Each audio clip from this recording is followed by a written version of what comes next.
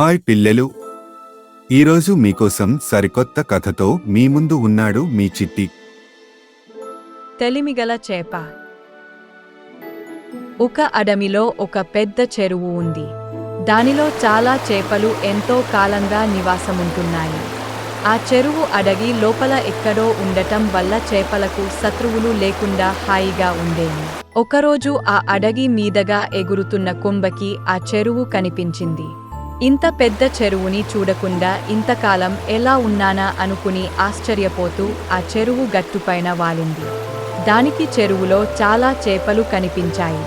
ఇక తన ఆహారానికి ఎలాంటి ఇబ్బంది లేదనుకుని ఆనందంగా అక్కడే కొంత దూరంలో నివాసం ఏర్పరుచుకుంది. ప్రతిరోజు 3 పూట్ల హాయిగా చేపలను తింటూ కాలం గడుపుతుంది. ఈలోగా చేపలు కంగారు పడటం ప్రారంభించాయి. ప్రతిరోజు తమలో కొంతమంది కొంబకి బలైపోవడం చేపలకి భయం కలిగించింది. ఇలా అయితే కొన్ని రోజులకి తామెవ్వరమూ మిగలమని తెలుసుకొని ఒక రాత్రి చేపలన్నీ కలిసి కొంగ బారి నుండి రక్షించుకునే ఉపాయం ఆలోచించసాగాయి. ఒక చేపపిల్ల నాకొక ఉపాయం తట్టింది, కాని దానికి మీ అందరి సహకారం కావాలి అని చెప్పింది. ఏమిటది అని మిగతా చేపలు అడిగాయి. చేపపిల్ల తన ఉపాయాన్ని వాటికి చెప్పింది. ఆ మరుసటి రోజు ఉదయాన్నే చేపల్ని తినపానికి కొంగ చెరువు వద్దకు వచ్చింది. కాని చెరువులో చేపలన్నీ తేలుతూ కనిపించటం చూసి ఆశ్చర్యపోయింది.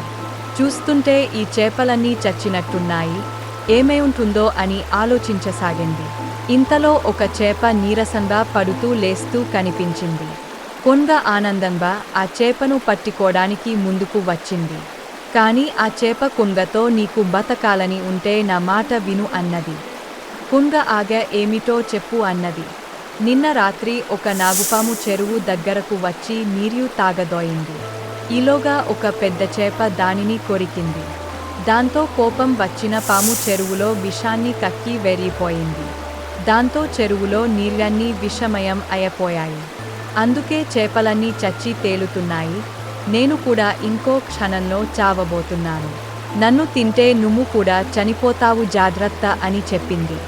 దాంతో భయపడ్డ కొంగ ఇక ఆ చెరువులో తనకి ఆహారం దొరకదని తెలుసుకుని మరొక చెరువును వెతుక్కుంటూ వెర్రిపోయింది.